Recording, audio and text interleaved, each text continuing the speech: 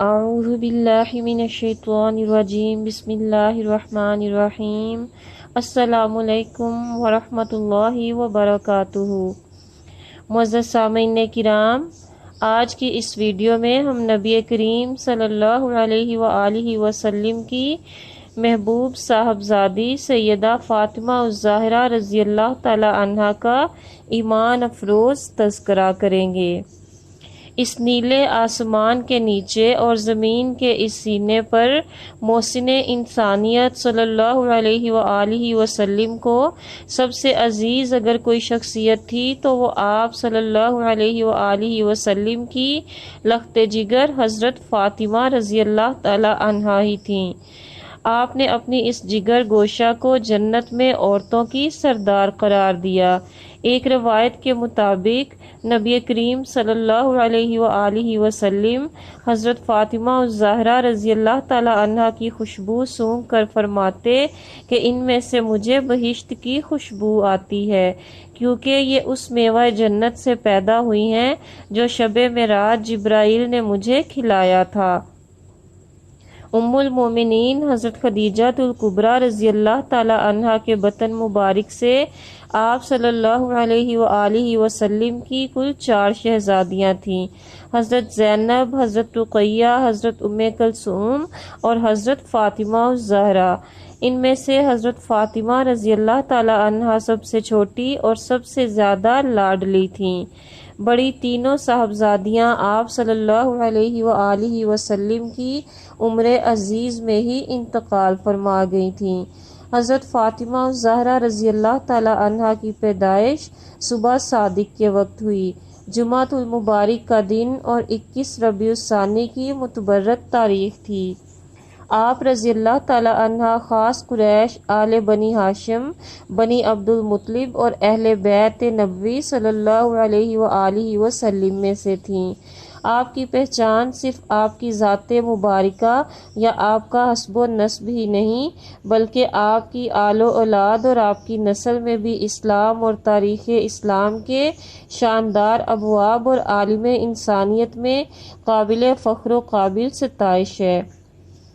مسلمان معاشروں میں خواتین اسلام کے ہاں یہ نام فاطمہ سب سے زیادہ کثرت کے ساتھ رکھا جاتا ہے اور باعث برکت سمجھا جاتا ہے۔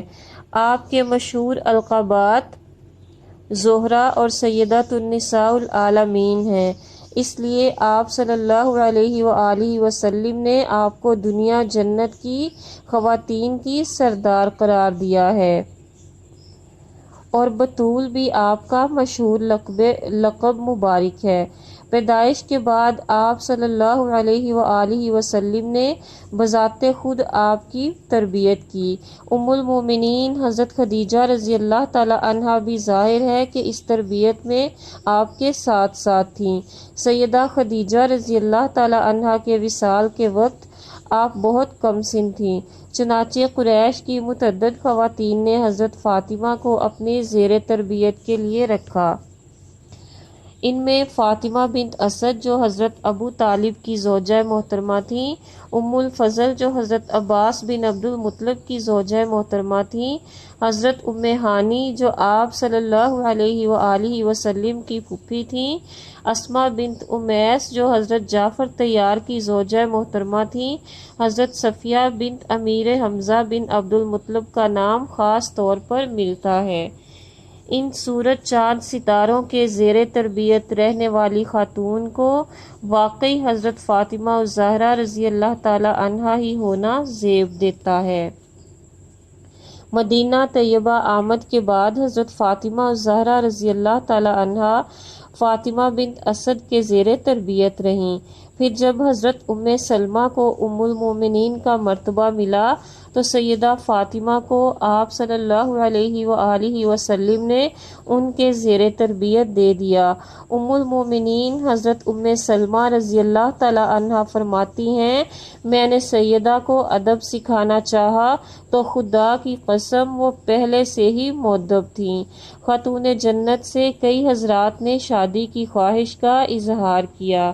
ان میں حضرت ابو بکر، حضرت عمر رضی اللہ تعالی عنہ اور حضرت عبد الرحمن بن عوف بھی شامل تھے، لیکن ہر بار وحی کے انتظار کا جواب ملا۔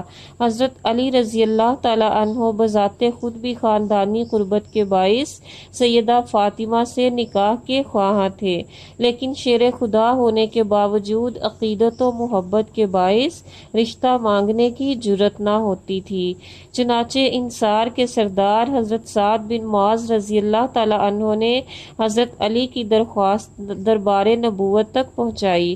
چنانچہ آپ صلی اللہ علیہ وآلہ وسلم نے حضرت علی کو بلا کر فرمایا، مجھے اللہ تعالیٰ نے حکم دیا ہے کہ فاطمہ بنت محمد کی شادی آپ سے کروں۔ یکم ذی الحجہ 2 ہجری کو 500 درہم حق مہر کے عوض مسجد نبوی میں مسلمانوں کی بھری مجلس کے اندر یہ مبارک نکاح عمل میں آیا۔ حضرت علی رضی اللہ تعالی عنہ نے شادی کے اخراجات کے لیے اپنی زرع فروخت کر دی تھی، جس کے عوض 500 درہم ملے، اور یہ کل رقم آپ نے محسن انسانیت صلی اللہ علیہ وآلہ وسلم کے سپرد کر دی، جو مہر قرار پایا۔ جہیز کے سامان کے لیے آپ نے حضرت مقداد بن اسود، حضرت سلمان فارسی اور حضرت بلال کو رقم دے کر بھیجا۔ جہیز میں 1 قمیض، سر ڈھانپنے کا 1 کپڑا، 1 سیاہ کمبل، کھجور کے پتوں سے بنا 1 بستر، موٹے ٹاٹ کے 2 فرش، 4 چھوٹے تکیے، ہاتھ سے آٹا پیسنے والی 1 چکی، کپڑے دھونے کے لیے تانبے کا 1 برتن، پانی کے لیے چمڑے کی 1 مشک، لکڑی کا 1 گلاس، مٹی کے 2 پیالے، 1 سراہی، زمین پر بچھانے کا 1 چمڑا، 1 سفید چادر اور 1 لوٹا شامل تھا۔ بیٹی کی رخصتی کے وقت چشمگان نبوی صلی اللہ علیہ وآلہ وسلم آبدیدہ ہو گئیں اور برکت کے لیے دعا لبوں پر جاری ہو گئی۔ رخصت کے وقت حضرت فاطمہ الزہرا رضی اللہ تعالی عنہا اشہب نامی اونٹنی پر سوار تھیں اور اس کی مہار حضرت سلمان فارسی نے تھام رکھی تھی۔ رخصتی کے جلوس میں ازدواج مطرات سب سے آگے آگے تھیں۔ آپ صلی اللہ علیہ وآلہ وسلم اس دوران خواتین سے کہتے جا رہے تھے کہ اللہ تعالیٰ کی تکبیر بلند کریں اور کوئی ایسی بات نہ کریں جس سے اللہ تعالیٰ ناراض ہو۔ بنی ہاشم کے نوجوان ننگی تلواریں لیے ہم رکاب تھے۔ مسجد نبوی صلی اللہ علیہ وآلہ وسلم کے طواف کے بعد حضرت فاطمہ رضی اللہ تعالی عنہ کو حضرت علی کے گھر میں اتارا گیا۔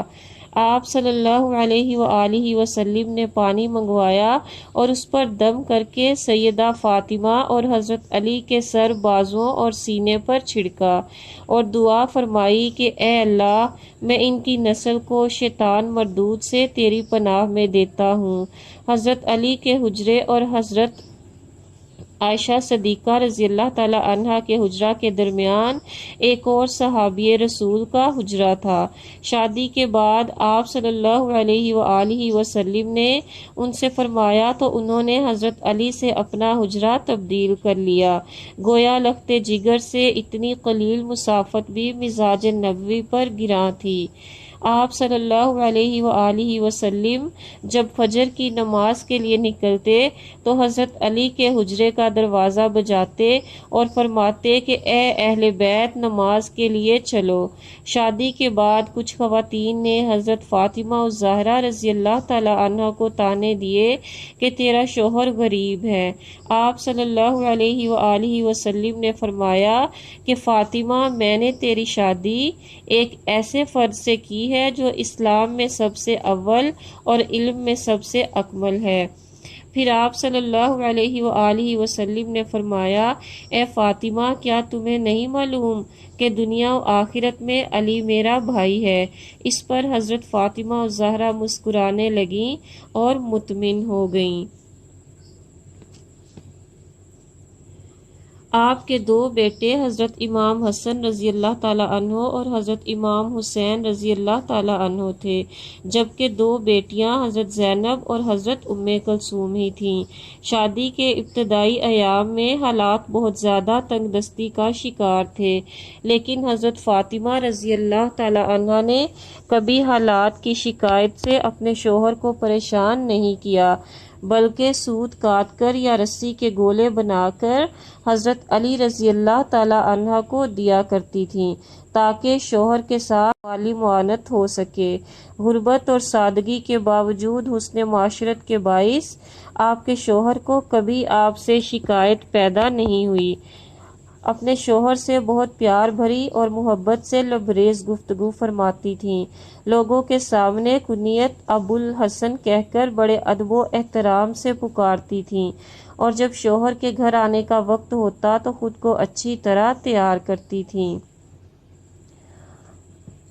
دربار نبوی صلی اللہ علیہ وآلہ وسلم سے فضا نامی کنیز میسر آئیں تو گھر کا سارا بوجھ ان پر نہیں ڈالا، آدھا کام خود کرتیں اور آدھا کام ان سے لیتی تھیں۔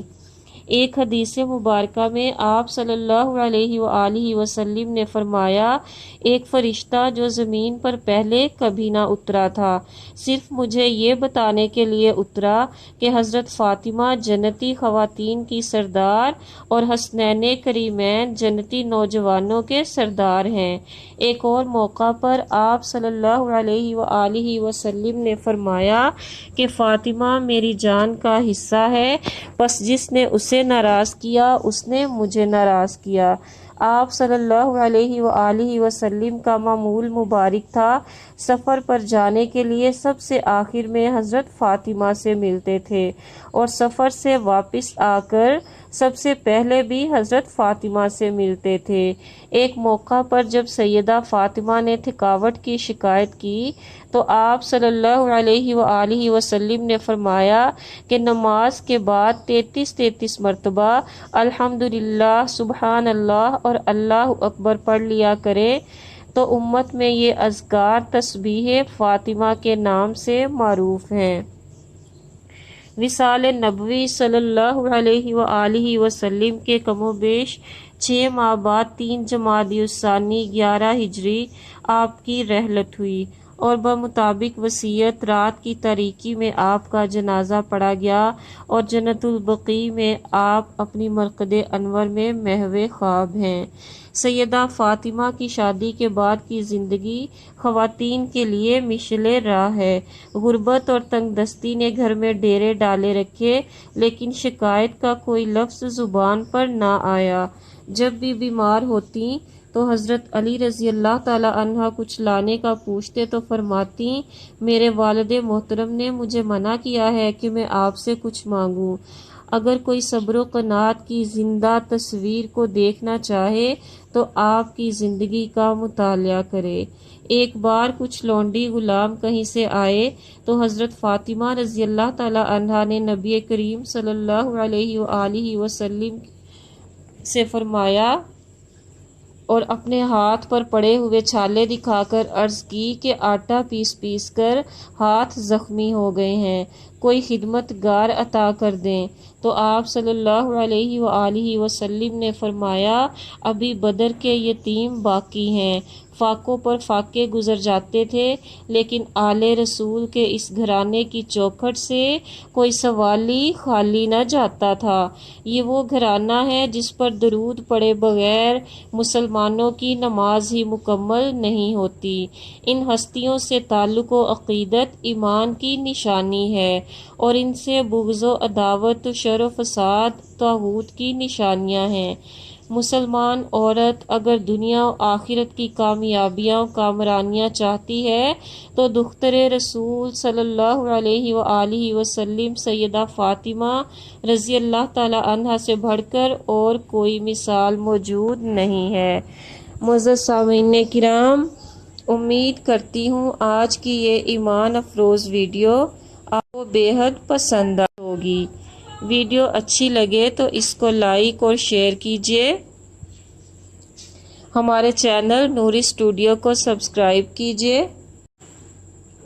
خوش رہیں، دعاؤں میں یاد رکھیں۔ اللہ حافظ۔